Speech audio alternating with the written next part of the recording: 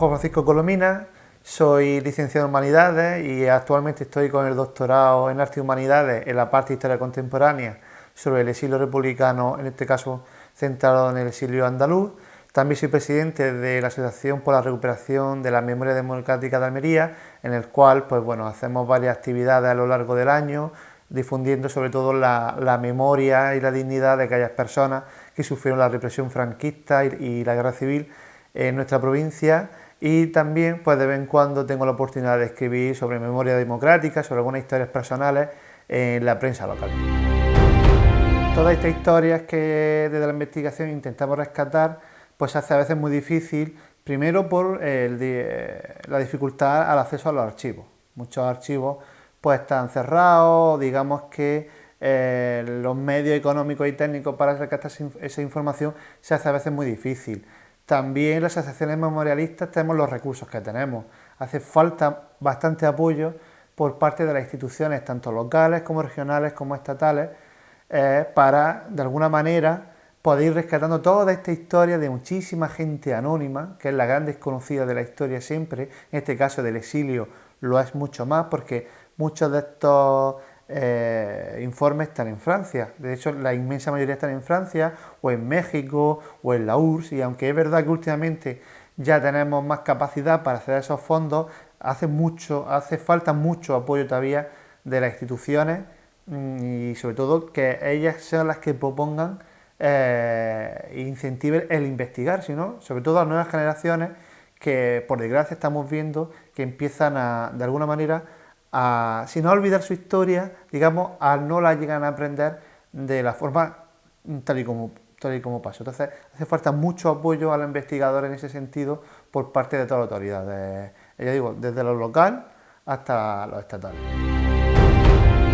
Es importantísimo que toda la labor de investigación y de difusión, tanto desde las universidades, en mi caso, haciendo un doctorado, como desde las instituciones dando y promoviendo ayuda y conocimiento a las asociaciones memorialistas, a las personas que están buscando a restos de sus familiares, por ejemplo, en las fosas comunes que quedan por abrir, en dar a conocer, por ejemplo, la existencia de un aparato represivo durante el franquismo, como puede ser los campos de concentración que se han ido descubriendo últimamente, o la represión económica, la social, la política, el propio exilio. Es muy importante que todo eso vaya saliendo a la luz por parte de investigadores, asociaciones memorialistas, de personas particulares que tienen que contar su historia. Cada vez quedan menos, pero nos quedan los relatos todavía de los nietos y de las segundas generaciones que nos pueden dar una idea de cómo se vivía también luego la represión en las familias, ¿no? Todo eso hace mucha falta que salga a la luz un relato que sea compartido por todos, es decir, porque hay hechos que son los que son y que en muchas ocasiones no están sujetos a interpretaciones, son datos fehacientes, son hechos observables que por tanto son lo que son, y hace falta que en este país ya vamos 80 años tarde, pero hace falta que tengamos un relato común como país sobre qué pasó aquí desde el año 36 hasta el año 75, tanto la represión como el exilio, como todo el valor que supuso la República en innovación, en conquista de derechos políticos, sociales, económicos, en esa libertad de educación, en esa libertad de poder separarse, de poder divorciarse, ¿no? Eso que es básicamente el pilar de nuestra democracia, de nuestra libertad. Todo eso hace falta mucho ponerlo en valor, y sobre todo no solo que quede encerrado en los círculos universitarios, académicos o memorialistas, sino que se hace muy importante esa difusión hacia toda la sociedad española sobre qué ocurrió aquí en España durante todo ese periodo. Justo en el año 2019 se ha cumplido 80 años del exilio republicano, y quizás esa efeméride ha hecho que la gran parte de la población española, o almeriense o andaluza, se haya hecho eco de esa historia, que yo creo que es de las más desconocidas de la historia contemporánea de España, porque se ha estudiado mucho la República, se ha estudiado bastante la guerra civil, muchísimo más la represión franquista, la transición, la democracia, ¿no? Pero hay una parte que es el exilio republicano que de alguna manera no se ha estudiado mucho, ni siquiera en las guías docentes del instituto, tampoco ha sido un tema principal en investigación hasta los últimos años, ni tampoco una difusión que haya tenido un ecosocial, ¿no? Como se puede haber tenido la represión. Y creo que es importante porque al fin y al cabo estamos hablando de unos datos muy altos, es decir, durante todo el periodo de la guerra, hasta el año 39, se estima que medio millón de españoles salen al exilio, a la frontera francesa, ya sea por los Pirineos o a través de Argelia, que era en ese momento colonia francesa, ¿no? Sobre todo los andaluces y del sudeste, sí, español, sí se fueron a Argelia. Pero también tenemos muchísima gente que se fue a la URSS, a México, a Colombia, a Inglaterra, que sufrieron deportación a los campos nazis, trabajos forzados, lucharon en la Segunda Guerra Mundial, que al menos 10.000 españoles estuvieron en esos campos de concentración, en esos campos de exterminio brutales, y que en torno a 4.000, 4.500 personas fallecieron en esos campos, ¿no? La inmensa mayoría en Mauthausen y en Gusen, pero también en muchos otros campos de concentración y de exterminio en los que fueron deportados primero por ser republicanos españoles. El franquismo los abandonó a su suerte. Tristemente es muy célebre el convoy de Angulema, donde cerca de 1 millar de republicanos son conducidos al campo de Mauthausen tras desentenderse la autoridad franquista de ellos cuando precisamente los nazis le preguntan en ese momento ministro de Exteriores, a Serrano Suñez, que era el cuñado del dictador Franco, que qué hace con estos republicanos, y Serrano Suñez dice que no son españoles, que ellos hagan lo que quieran oportuno con estos republicanos.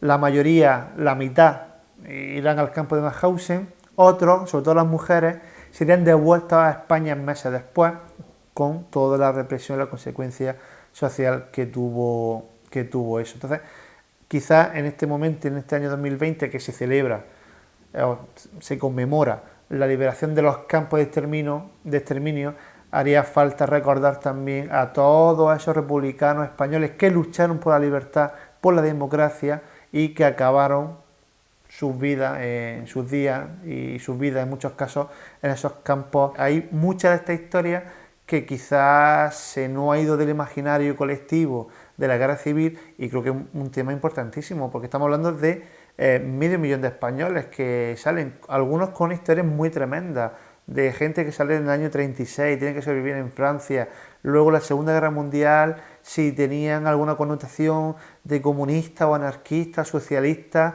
pues al principio también para los franceses se le creyó mucho rechazo a esos republicanos españoles. Es decir, que la vivencia de estas personas merece todo, primero nuestro respeto, y también le debemos a ellos rescatar estas historias personales, políticas, sociales, sindicales, de sufrimiento, de deportación, de trabajo forzado, de mucha investigación sobre estas personas y sobre todo ese reconocimiento social que yo creo que le debemos. El grueso de la población exiliada se fue a Francia, a la metrópoli. Durante toda la guerra, evidentemente, no es que salieran de golpe en el 39, pero sí que durante toda la guerra, sobre todo la gente de Andalucía y del Levante y de Madrid va emigrando durante toda la guerra a Cataluña, a Barcelona, a Cinturón Rojo, a Sabadell, a Hospitalet, a toda la zona, ¿no?, industrial de Barcelona, primero para trabajar en la industria de guerra, segundo porque también había más libertad, ¿no?, de pensamiento, de político en Cataluña que quizá en otras partes del país. También hay que entender que estos exiliados que salen de Francia han ido durante la República, en los procesos de las cadenas migratorias económicas, que durante toda la República, por ejemplo en el caso de Almería, pues el agotamiento de la minería, del esparto o de la uva va a hacer que pues, la propia dinámica migratoria los lleve su destino a Cataluña, y cuando estalla la guerra pues se encuentran allí. También durante la guerra nos vamos a encontrar pues toda esa gente que pues quiere huir de los frentes y tienen miedo del avance y se van a ir a Barcelona también porque tienen familiar allí, tienen a su hermano, tienen a sus padres o simplemente a vecinos y amigos de toda la vida que se han ido pocos años antes y se van a ir para allá. El exilio no comienza en el 39, sino que ya en el 36 va a haber migraciones, ¿no? Cuando estalla el golpe de Estado, pues por ejemplo, curiosamente, los primeros exiliados no son los republicanos, sino la gente más conservadora, ¿no? Que teme que por represalias de alguna forma, pues huyen, ¿no? También cuando el Frente Popular en el año 36 gana, pues se crea ahí en ciertos sectores de la población cierto miedo, pero cuando estalla el golpe, de los primeros exiliados será la gente conservadora de Sevilla, de Cádiz, que marcha a Gibraltar o a Portugal, ¿no? Rápidamente volverán a España. El gran grueso de los exiliados serán republicanos, que en el año 36 van a ir saliendo a Francia principalmente, sobre todo por el País Vasco, ¿no? Y cuando empiezan a caer el Frente Norte, pero digamos que el gran éxodo, lo que supuso un hito en la historia de España, que solo se puede comparar quizás con la expulsión de los moriscos en el siglo XVI, ¿no? Por parte de Felipe II. Son medio millón de personas que salen al exilio a Francia. Y entonces en Francia, allí hay que hacer un ejercicio de comprensión porque en 2 semanas llegan alrededor de 450.000, 500.000 personas, ¿no? Los cifras bailan entre esos números. Muchos de ellos soldados heridos. Pero es que muchos de ellos van a ser mujeres que van a ir con sus padres ya de bastante edad, con los niños, en condiciones muy precarias, gente que llevaba toda la guerra en España deambulando de un lado a otro, como puede ser la gente de la Hermandad de Málaga, o de los frentes de Madrid, o de los frentes del Ebro, es decir, que gente que va a estar movilizada permanentemente de un lugar a otro, al final va a acabar en Francia. Entonces, eso es, primero, supone un problema político, social y económico para la administración francesa, que ya venía también de una etapa, pues como toda Europa, ¿no? Convulsa, del auge del fascismo. Francia es un país en el que en ese momento, en el año 39, en febrero del 39, hay un gobierno del Frente Popular de Izquierda, presidido por León Blum, pero que meses antes y años antes ha estado sufriendo intentos de golpe de Estado fascistas, ¿no? Nunca llegaron a buen término, pero sí, digamos que dividía mucho a la ciudadanía. Había mucho medio a Hitler, pero también había gente que sin admirar a Hitler se admiraba esa forma autoritaria, ¿no? De ejercer el poder. En Francia, en el año 39, ya tenemos cerca de 1 millón de inmigrantes polacos, alemanes que han huido del nazismo, judíos, italianos que huyen del fascismo. También de la revolución del 17, la revolución rusa del 17, vamos a tener muchos rusos en Francia también ya instalados, que en Francia ya había también mucha gente inmigrante y eso pues creó problemas sociales y económicos, y la llegada masiva de medio millón de republicanos lo único que hizo fue aumentar esa tensión social que había en Francia. Junto a Francia, el otro gran destino del año 39 va a ser Argelia. Muchísimos republicanos españoles que se encontraban en el sudeste, pues véase parte de la Costa de Granada, Almería, Alicante, Murcia, Valencia, van a escoger Argelia como salida desesperada para salvar su vida. Conocemos toda la historia del Stambrook en Alicante, por ejemplo, ¿no? Cuando ese barco sale atestado de gente. Desde Almería, por ejemplo, van a salir pequeñas embarcaciones hasta Argelia, ¿no? También desde Murcia, desde los puertecitos de Alicante. Y claro, en ese momento Argelia es colonia francesa, por tanto, digamos que salen a Francia realmente, ¿no? Aunque digamos que cogen 2 destinos diferentes, y también, aunque sea Francia, tanto Francia la metrópoli como la Argelia francesa, el destino de estos republicanos españoles no va a ser igual en un lado o en otro, ¿no?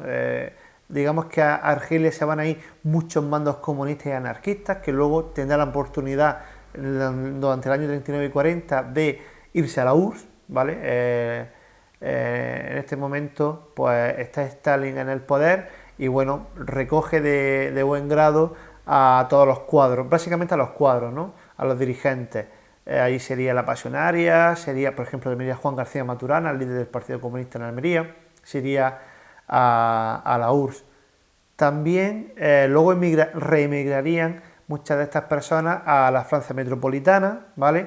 Por los campos de concentración, a trabajar en las compañías de trabajo. Muchos de estos republicanos, o casi todos, sobre todo los hombres y militares, acabaron en los campos de concentración de Argelia, como Yerfa, Bouarfa y un sinfín más de campos que estuvieron cercanos al desierto del Sáhara.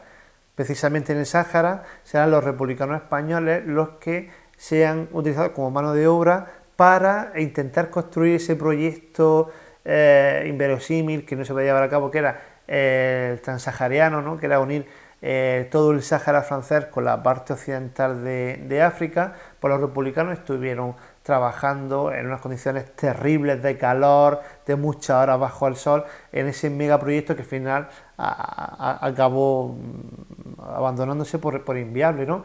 Y desde Argelia, pues eso, van a salir hacia la URSS muchos de estos cuadros comunistas, pero también los republicanos españoles que están en Argelia y también en el Marruecos francés, que también acaban exiliándose allí, van a ser, digamos, el primer conato de la resistencia, porque la Francia libre, ¿no? Esta sección de la Francia que está exiliada, ¿no? Que intenta recuperar el poder, sobre todo cuando en el año 40 claudica ante las tropas nazis, van a ser los primeros que se van a alistar en el ejército de liberación de Charles de Gaulle y van a ser los que primero combatan contra los nazis en África. Incluso luego, pasado el tiempo, se va a crear la famosa novena compañía, ¿no? Que estaba compuesto básicamente por republicanos españoles y que luego ya en el año 44 serían los que primero entrasen en París liberando Francia. Y serían el origen de toda esta gente, estarían en esos primeros exiliados que acabaron yéndose desde las costas del sudeste español a Argelia y a Marruecos, y pues que luego los avatares de la guerra pues los hace alinearse con la Francia libre, se escapan de los campos de concentración, de los centros donde están alojados, son desertores del propio ejército francés de Vichy, ¿no? Que es el colaboracionista, y se acaban pasando en cuanto pueden al ejército libre de Charles de Gaulle. Y bueno, pues la batalla de la guerra lo hará que sean los primeros que entran en París, ¿vale? Pero también serán los primeros que entran en el nido de águila de Hitler, ¿vale? Es decir, que digamos que esta historia de los republicanos españoles se ha olvidado, ¿no? Y que haciendo un poco una comparación puede dar, incluso para dar películas de estas de guerra que han hecho muchos los norteamericanos, pues la historia de los republicanos españoles, en este caso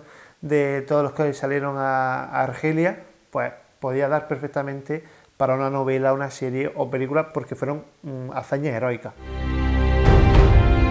Junto a Francia, el gran destino donde van a ir a parar los republicanos va a ser México. En general Sudamérica, Santo Domingo, Cuba, Chile, con el Winnipeg, que ese barco que fleta Pablo Neruda, ¿no? Para ayudar a los republicanos. Brasil también va a haber, en Norteamérica va a haber también, sobre todo intelectuales, sobre todo en San Francisco, Nueva York, en Los Ángeles, ¿no? Pero va a ser México el país que más vas a acoger republicanos después de Francia. Y tiene una explicación muy clara, y es que los propios mexicanos fueron la única potencia, ¿no? Que se mantuvo leal a la República durante todo, conjunto a la URSS, ¿no? Y tal. Fiel a la República durante toda la existencia del franquismo, ¿no? Nunca le llegaron a reconocer a Franco ni al franquismo, y siempre acogió a los republicanos españoles, tanto a las autoridades. Gran parte del gobierno republicano se va a quedar instalado en México, entre París y México, ¿no? Pero básicamente en México se calcula que en torno a 22.000 personas fueron las que en sucesivas oleadas de barcos que salieron entre el 39 y el 43, el Mexique, el Ipanema, bueno, una infinidad de barcos que fueron, ¿no? Se llaman los barcos de la libertad, de alguna forma, que fueron trasladando gente de Francia y de Argelia hacia los países americanos. Va a ser México donde se quede la inmensa mayoría de los republicanos que vayan a Sudamérica. Gente anónima de muchísimos pueblos, por ejemplo de Almería, agricultores, artesanos, amas de casa, ¿no? Que van a tener que rehacer su vida allí en México. Y sobre todo, digamos que se va la florinata de la cultura española. Todos recordamos a Luis Cernuda, a María León, a Rafael Alberti, gente quizás menos conocida, pero que también aportó mucho a la literatura, como puede ser la poetisa almeriense María Enciso. Uno de los aspectos que también tiene el exilio es la represión, curiosamente, ¿no? Hay que empezar a ver el exilio como una forma de represión, porque al fin y al cabo te obligan a irte de tu país por motivos políticos, ideológicos, incluso de raza, ¿no? Y ese aspecto es interesante. En la propia Francia se va a perseguir a los republicanos durante todo el periodo de la Segunda Guerra Mundial. Los espías franquistas se van a meter en los campos de concentración, se van a introducir dentro de las redes que tienen los republicanos y muchos de ellos van a tener que volver a España, ¿no? Bajo falsas promesas de amnistía o de que no va a pasar nada, y va a ser aquí en España cuando también sufran esa represión del franquismo. Por un lado van a tener la represión de los hombres, que es bastante conocida, ¿no? Pues cárcel, fusilamientos, trabajos forzados, campos de concentración franquistas, que también lo hubo en España, destierros, pero también hay una represión muy silenciada que hace a la mujer. Aparte de ser rapada y de tenerle aceite de ricino que se les daba como castigo, o se les ponía por la calle dentro de procesiones de santos y se les señalaba, esa represión silenciada, silenciosa, donde se les señalaba a ellas por ser mujer de, hija de, esposa de, hermana de, ¿no? Del rojo en este caso, esa distancia que se crea en el propio pueblo, por ejemplo, entre las republicanas y las que no son republicanas, ¿no? Ya no hay afecto que se podía tener antes, entre la propia familia también, hacia colectivos como eran los colectivos homosexuales, los colectivos, por ejemplo, religiosos, como pueden ser los protestantes, por ejemplo, también, o, digamos, la masonería, por supuesto, y un sinfín de colectivos y de gente, digamos, que el régimen podía considerar peligroso, ¿no? Hay que tener en cuenta que todo este exilio y toda esta represión provienen de un golpe de Estado que se da contra una república legítima y legalmente constituida, y que estas personas van a luchar durante 3 años de guerra por los valores democráticos de libertad, ¿no? Desde sus diferentes posiciones, desde el comunismo, desde el socialismo, desde el republicanismo de centro, ¿no? Incluso desde sectores de la derecha que eran republicanas, una minoría, pero que también defendían la república como forma de Estado. Estos valores y estos valores democráticos de libertad van a ser también el pilar fundamental de la resistencia antifranquista en el Maquis, pero fuera de España también, en la resistencia francesa, en la lucha contra el fascismo europeo, en esos intentos de recuperar la democracia en España. También durante todos los años de la dictadura, en todas esas manifestaciones en Francia, en México, a favor de la vuelta a la libertad en España, ¿no? En esos intentos que, por ejemplo, sectores socialistas y sectores monárquicos, en el llamado Pacto de San Juan de Luz, intentaron de alguna forma reconciliar esa España para quitar a Franco del poder, ¿no? Y hacer una España pues democrática, libre, pues ya se vería si bajo una república o bajo una monarquía, ¿no? Bueno, esas libertades y esa democracia se recuperaron con mucho esfuerzo luego en la transición.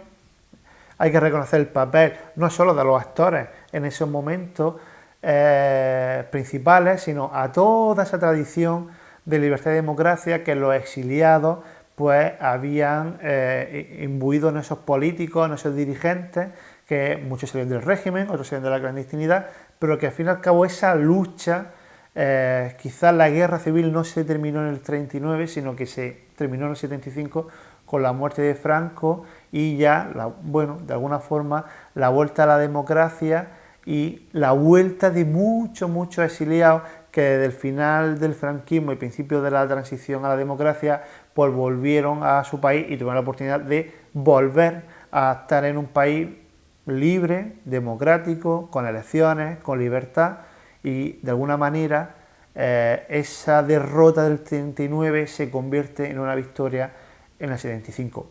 Por desgracia 40 años tarde, pero bueno, esos valores digamos que se revierten y se instalan en España hasta la actualidad, y por eso es muy importante dar a conocer toda esa lucha antifascista que tuvieron muchísimos republicanos en aras de la libertad y en aras de la democracia, y que eso es hoy un pilar básico que quizá por el momento político y social que vivimos pues se está poniendo un poco en entredicho.